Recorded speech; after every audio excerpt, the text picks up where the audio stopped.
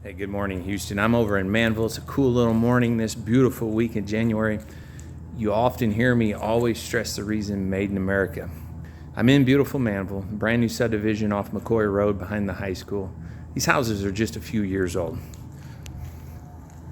It's hard to tell, but these screens are so faded, just covered with mildew and mold. It's horrible.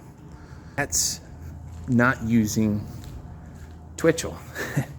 These are also a couple of years old now, and they're completely flawless. It's the difference in America and import. This is the reason I so much stress. Choose Twitchell. Made in America, limited lifetime warranty, leaps and bounds 100 times better than any other company on this planet. And I'm not saying that because I use Twitchell. I'm saying that because that's the truth. And as a consumer, I like the truth, even though I own the business. But it doesn't matter. King of solar screens, that was an interesting look, to say the least. I feel sorry for them.